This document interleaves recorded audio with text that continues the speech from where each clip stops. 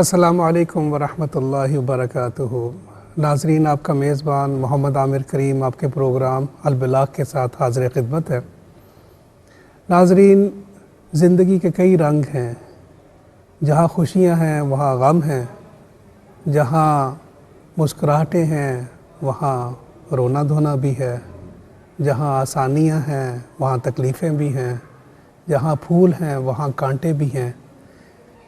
میرا کہنے کا مقصد یہ ہے کہ زندگی میں اتار چڑھاؤ یہ زندگی کا حصہ ہے۔ مشکلات آنا اور تکلیفیں آنا، بیماری آنا، یہ ہماری زندگی کا حصہ ہے۔ لیکن جو بات سمجھنے والی وہ یہ ہے کہ آج کل اب جس سے بھی ملے وہ پریشان نظر آتا ہے۔ ہر دوسرا بندہ مشکلات کا رونا روتا ہے کہ زندگی بڑی مشکل ہے، مختلف مصائب کی بات کرتا ہے، تکلیفوں کی بات کرتا ہے۔ تقریباً ہر دوسرا بندہ بہت پریشان ہے۔ اس کی کیا وجہ کہ 50 سال پہلے یا 100 سال پہلے آپ چلے جائیں تو اتنی تکلیفیں، اتنی پریشانیاں، اتنی مصیبتیں، اتنے دکھ، اتنے درد نہیں تھے۔ اب اتنی پریشانیاں، اتنی تکلیفیں کیوں ہیں؟ اس کی کیا وجہ ہے؟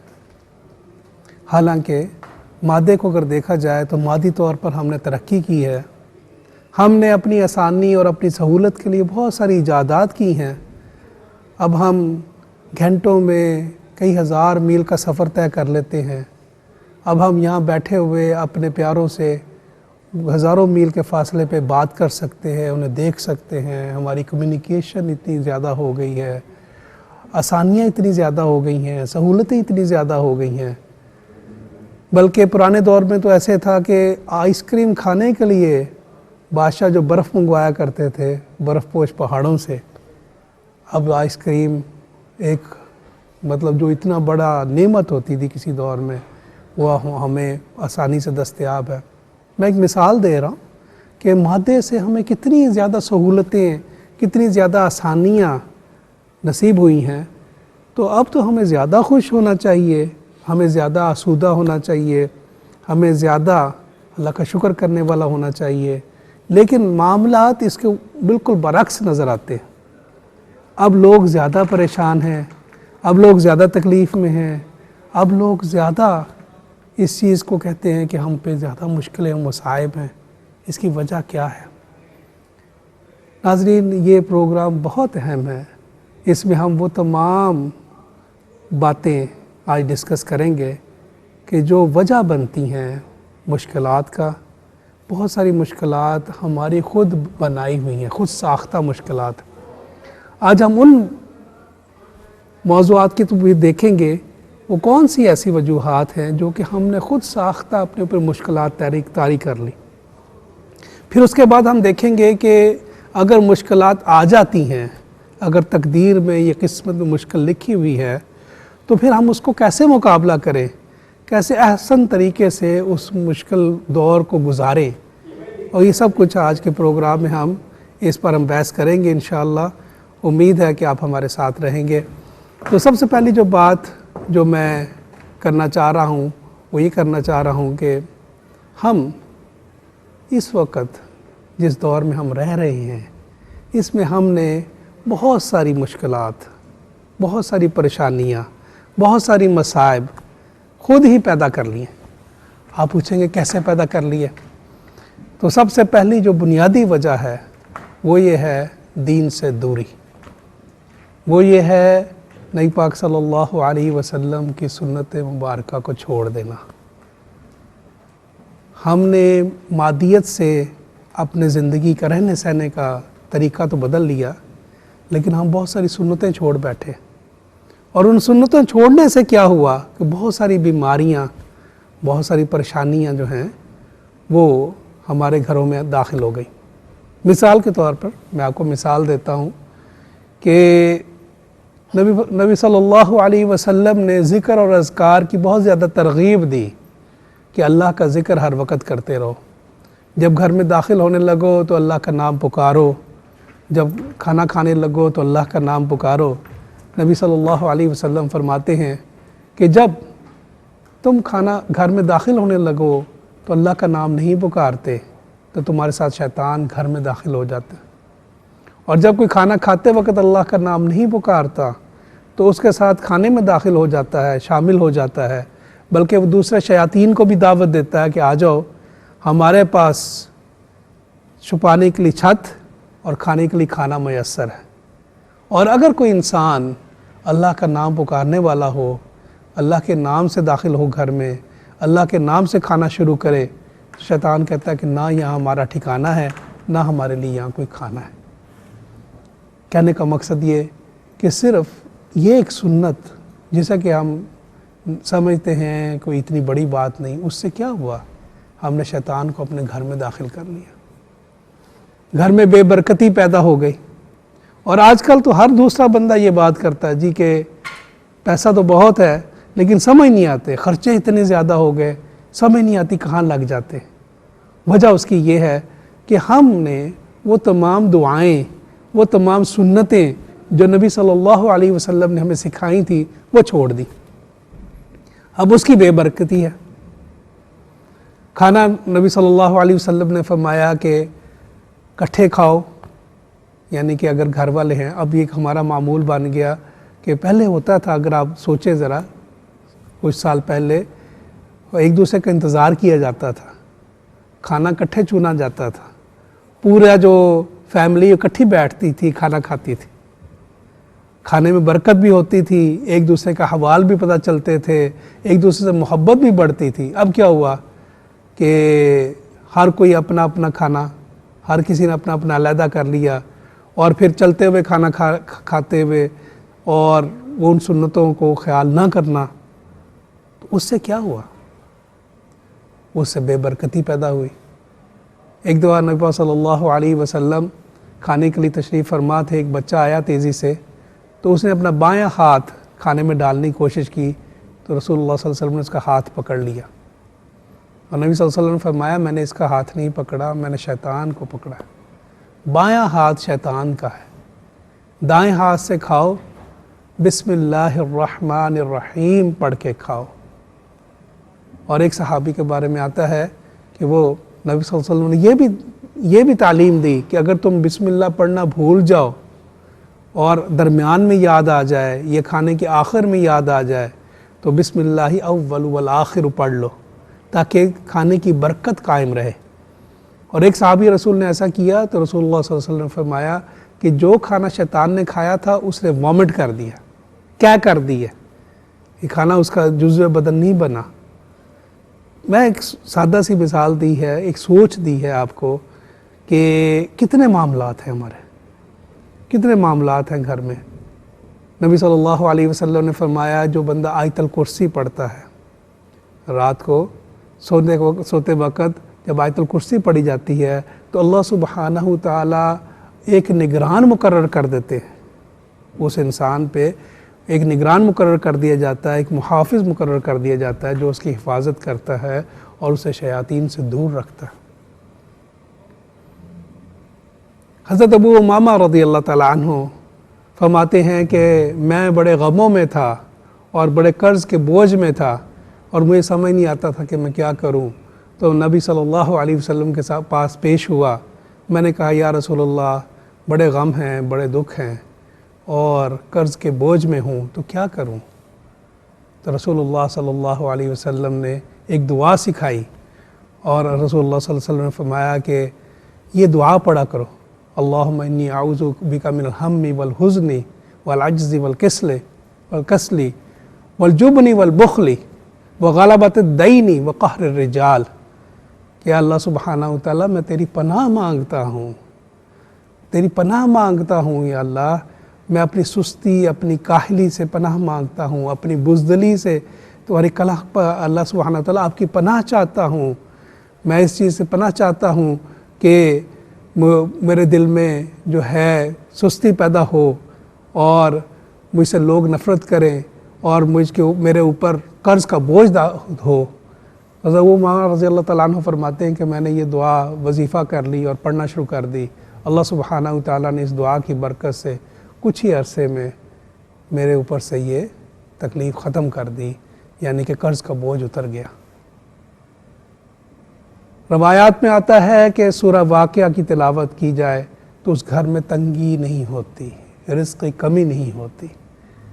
یعنی کہ اگر جو بندہ سورہ واقعہ کو پڑھتا ہے، اور خاص طور پہ مغرب کے بعد اور عشاء کے بعد سورہ واقعہ کی تلاوت بڑی اکثیر چیز ہے کہ جس سے اللہ سبحانہ و تعالیٰ گھر میں برکت رکھتے ہیں۔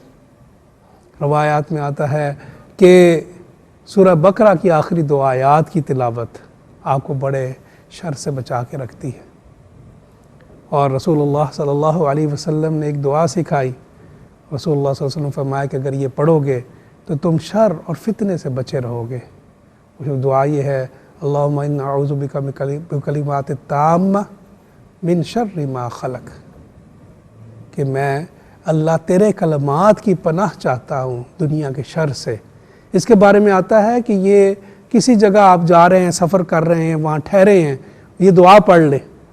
اس دعا کی برکت سے کوئی نقصان نہیں ہوگا، کوئی پریشانی نہیں ہوگی، کوئی تکلیف نہیں ہوگی، کوئی زہر والا جو جانور ہے وہ آپ کو نقصان نہیں پہنچا سکے گا۔ روایت میں آتا ہے کہ ایک کنیز تھی، اس نے یہ پڑھا صحابہ کے دور میں، اور اسے ایک زہریلے جانور نے ڈسا، لیکن اس پہ زہر نے اثر نہیں کیا اس دعا کی برکت سے۔ میرے کہنے کا مقصد یہ ہے کہ بہت ساری ایسی دعائیں ہیں کہ آپ گھر سے نکلنے لگے ہیں، اب آپ سواری پہ ہیں، سبحان الذی سخر لنا ھذا وما کنا لہ مقرنین وانا الی ربنا لمنقلبون، آپ نے پڑھ لیا۔ اللہ سبحانہ و تعالیٰ نے سواری کے شر سے آپ کو محفوظ رکھا، ایکسیڈنٹ سے محفوظ رکھا۔ آپ گھر سے باہر قدم اٹھا رہے ہیں، بسم اللہ توکلت علی اللہ ولا حول ولا قوۃ الا باللہ العلی العظیم آپ نے پڑھا، اور اس سے کیا ہوا کہ شیطان آپ سے دور ہو گیا، آپ اللہ کی حفاظت میں آ گئے، اور اس حفاظت میں آپ نے اپنا، اور یہ تو وہ دعائیں ہیں ناظرین کہ جو دعائیں پڑھی جائیں تو اللہ سبحانہ و تعالیٰ حفاظت دیتے ہیں انسان کو، اللہ سبحانہ و تعالیٰ پریشانیوں سے بچاتے ہیں انسان کو، اللہ سبحانہ و تعالیٰ تکلیفوں سے بچاتے ہیں، اللہ سبحانہ و تعالیٰ کوئی ایسی ناگہانی آفت سے انسان کو بچا لیتے ہیں ان دعاؤں کی برکت سے۔ لیکن بہت ساری ایسی سنتیں ہیں کہ اگر وہ سنتیں ادا کی جائیں اور اس سنتوں کے مطابق زندگی کو گزارا جائے تو بہت ساری مشکلات، مصیبتیں داخل ہی نہیں ہوتی گھر میں۔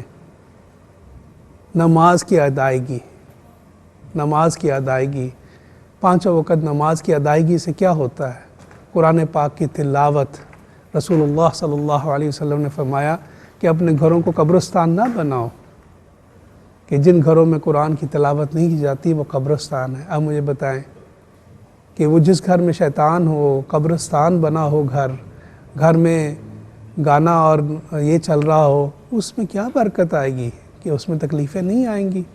کیا اس میں خوشیاں اللہ سبحانہ و تعالیٰ بھیجیں گے؟ ناگہانی آفتیں نہیں آئیں گی؟ تو اللہ سبحانہ و تعالیٰ کیا اس میں برکتیں بھیجیں گے؟ ہم نے نبی صلی اللہ علیہ وسلم کی سنتوں کو چھوڑا، بتائے ہوئے وہ دعائیں، وہ دعائیہ کلمات پڑھنے چھوڑ دیے، اور اس سے کیا ہوا کہ ہمیں تکلیفیں اور مصیبتیں انہوں نے آ گھیرا۔ رسول اللہ صلی اللہ علیہ وسلم تو ایسے شفیق ہیں، انہوں نے ہر عمل کی دعا سکھائی۔ کھانا کھانے کے پہلے دعا، کھانا ختم کرنے کے بعد دعا، کہ اللہ سبحانہ و تعالیٰ کا شکر ادا کرنا کہ یا اللہ تو نے مجھے یہ بہترین کھانا عطا کیا۔ کپڑا پہنتے وقت دعا، شیشہ دیکھتے وقت دعا، اللہ کا شکر ادا کرنا، حتیٰ کہ آپ بیت الخلاء میں داخل ہونے لگے ہیں اس سے پہلے دعا، تاکہ آپ میں اور شیاطین کے درمیان پردہ آ جائے۔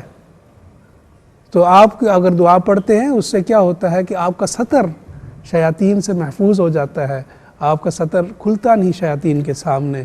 وہ دعا، اور اس دعا کو پڑھنے کے بعد جب آپ حاجت سے فارغ ہو جاتے ہیں اور اللہ سبحانہ و تعالیٰ نے اگر وہ دیکھے کتنی بڑی اللہ کی رحمت ہے، اللہ کا فضل ہے کہ اللہ نے وہ اخراج کر دیا جسم سے، نہ خارج کرتا تو کیا ہونا؟ پھر اللہ کا شکر ادا کرنا۔ ایک اللہ والے تھے، وہ کسی بادشاہ کے دربار میں ان کا آنا ہوا، تو بادشاہ نے بڑا اکرام کیا، تو بادشاہ نے کہا کہ آپ یہاں ہماری سلطنت کی طرف نکلے ہیں تو میں آپ کو یہ مال و دولت، انہوں نے مال و دولت سے بے توجہی کی، انہوں نے کہا کہ مجھے نہیں چاہیے۔ یہ تو کوئی اس کی تو کوئی حیثیت نہیں.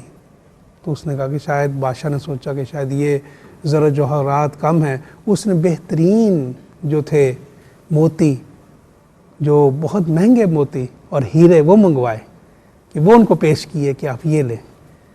انہوں نے کہا کہ اس کی بھی کیا قیمت ہے؟ تو بادشاہ بڑا حیران ہوا. بادشاہ کہنے لگا کہ یہ تو ہیرا ملتا نہیں جو میرے پاس ہے، اور میں نے آپ کو یہ انعام کے طور پہ عطا کیا اور آپ کہتے ہیں یہ اس کی قیمت ہی کوئی نہیں.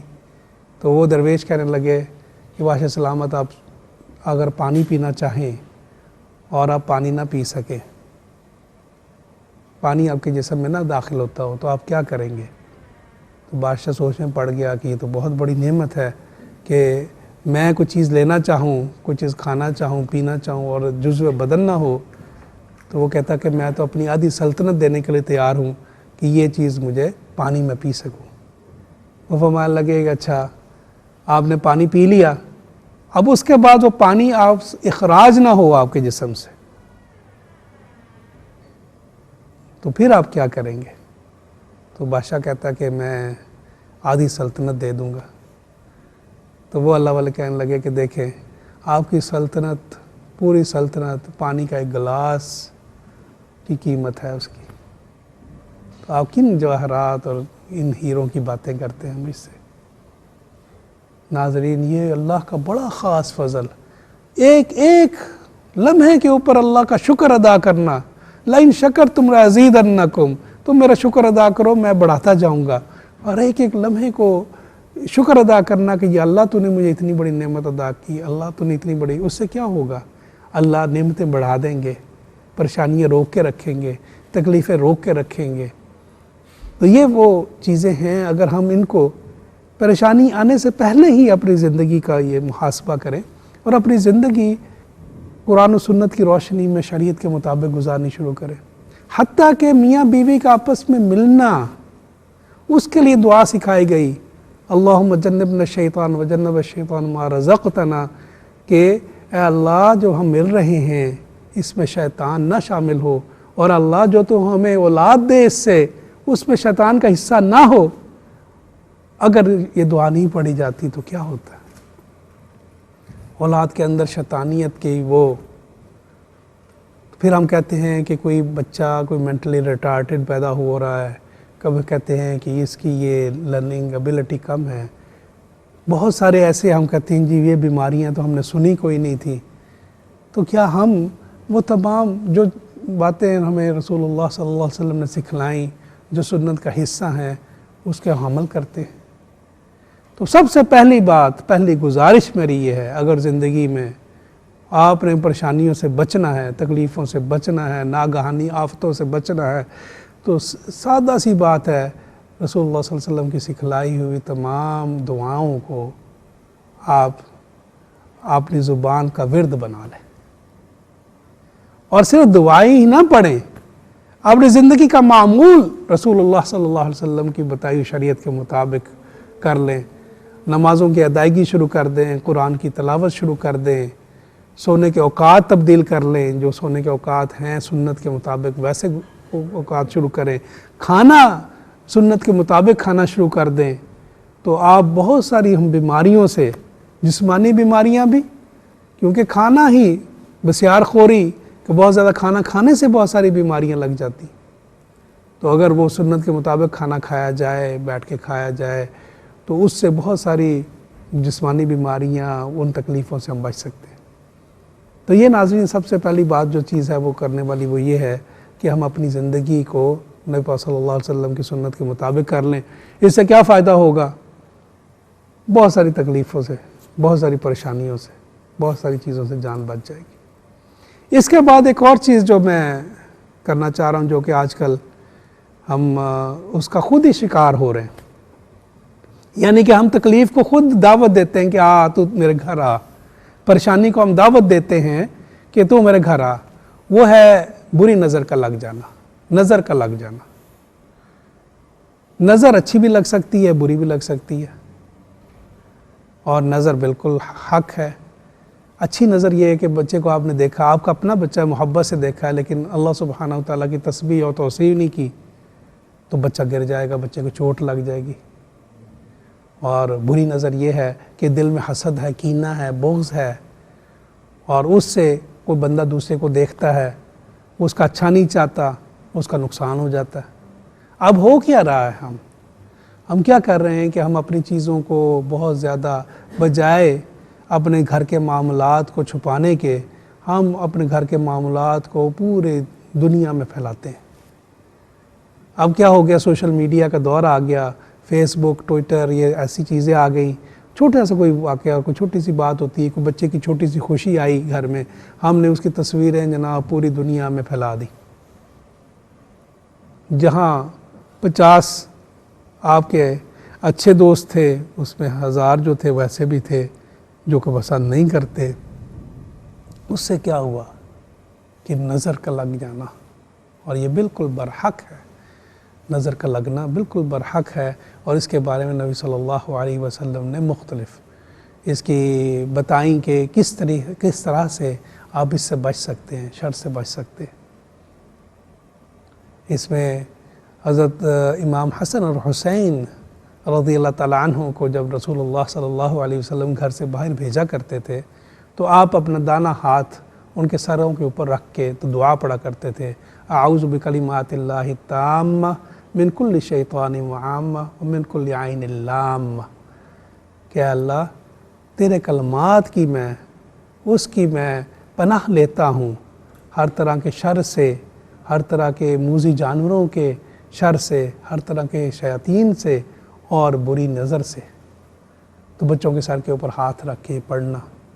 معوذتین کی تلاوت یہ بھی بڑی مجرب ہے کہ رسول اللہ صلی اللہ علیہ وسلم اکثر صحابہ کرام کو یہ سکھایا کرتے تھے، سورہ اخلاص اور قل اعوذ برب الفلق اور قل اعوذ برب الناس کی تلاوت کر کے سونا، تاکہ لوگوں کی شر سے محفوظ رہ سکے، حاسدوں کے حسد سے بندہ محفوظ رہ سکے۔ حضرت سہل رضی اللہ تعالیٰ عنہ کے بارے میں آتا ہے، ایک روایت ملتی ہے کہ وہ نہا رہے تھے اور ان کا جسم بہت خوبصورت جسم اللہ سبحانہ وتعالیٰ نے عطا کیا تھا، تو ان کو ایک اور صحابی رسول نے دیکھا اور انہوں نے کہا کیا ہی خوبصورت بدن ہے آپ کا، تو وہ گر کے بے ہوش ہو گئے، یعنی کہ ان کی نظر لگی۔ جب رسول اللہ صلی اللہ علیہ وسلم کو بتایا گیا تو رسول اللہ صلی اللہ علیہ وسلم نے فرمایا کہ جس کی نظر لگی ہے اس کا پانی نہلا کے یا وضو کر کے اس کا پانی اس کے جسم پہ بہائیں۔ تو ایک یہ بھی طریقہ ہوتا ہے، اگر نظر لگ جائے تو جس کی نظر لگی ہو اس کا وضو والا پانی اور یا اس کا نہا کے اس کا پانی جو ہے اس کے جسم پہ بہایا جائے تو اللہ سبحانہ وتعالیٰ اس سے شفا عطا کر دیتے۔ لیکن یہاں میرا کہنے کا جو ہے، میں جو آپ کو بتانا چاہتا ہوں وہ یہ کہ معاملات کو چھپانا چاہیے۔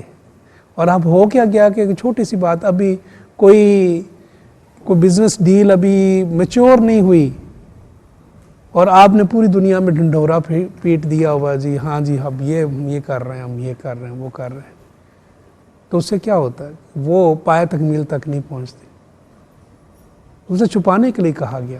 ہاں چند وہ لوگ جیسے کہ گھر میں بیوی ہے، والد صاحب ہیں، والدہ ہیں، جن سے بندہ مشورہ کرتا ہے، ان سے ہم بات چیت کریں، لیکن اس کا مطلب یہ نہیں کہ آپ کا کوئی چیز ابھی شروع ہوئی اور اس کو فوری ہر طرف، اور ابھی کوئی چھوٹا سا معاملہ ہوا نہیں اس کو آپ نے ہر طرف تصویریں اور ہر طرف اس کو پھیلانا شروع کر دیا، تو اس سے کیا ہوتا ہے؟ اس سے یہ ہوتا ہے کہ پھر نظر کا جو ہے نظر لگتی ہے، بندہ پریشانیوں مصیبتوں میں، تو ہم خود دعوت دیتے ہیں کہ بھئی ہمارے گھر میں مصیبت اور تکلیف آئے۔ کس کو دکھانا ہے؟ دیکھیں آپ کی خوشی ہے، آپ نے خوشی کی، آپ خوش ہیں، اللہ سبحانہ تعالیٰ آپ کو اور خوشیاں، آپ نے کچھ کی یادیں رکھ لیں، چلیں ٹھیک ہے، کچھ اپنی فیملی میں دیکھنے کے لیے چلو شیئر کر لی آپس میں، لیکن آپ کس کو دکھانا؟ کیوں پورے اشتہار لگانے؟ اور کس کو ثابت کرنا چاہتے ہیں؟ آپ خوش ہیں الحمدللہ۔ تو یہ چیز جو ہے یہ بڑی اہم ہے، اس کو سمجھنا، اس کے لیے اپنا بندے کو تھوڑا سا خیال کرنا۔ اگر وہ اس چیز سے خیال کریں تو پھر یہ ہے کہ پھر یہ ہے کہ ہم جو ہے اس سے بہت سارے معاملات سے جو ہیں بہت ساری مصیبتوں سے بچ سکتے ہیں۔ اور میں نے دیکھا ہے کہ ہمارے ہاں ہو یہ گیا ہے کہ ہم دکھاوا زیادہ آ گیا، دکھاوا اتنا آ گیا کہ کسی ڈاکٹر کے پاس بھی جاتے ہیں تو اس کے بارے میں بتائیں گے جی سب سے مہنگا ترین ڈاکٹر میں نے پکڑا ہوا۔ بتانے کا مقصد یہ ہوتا ہے دکھاوا کرنا، دکھاوا زیادہ آ گیا۔ ابھی وہ چیز ہوتی نہیں، کئی دفعہ ہم جھوٹ بول کے اپنے کہ جی وہ تو ہم نے 4 گاڑیاں لے لی ہیں، یہ لے لیا، دکھاوا زیادہ آ گیا۔ کیا دکھاوے سے کیا حاصل ہونا؟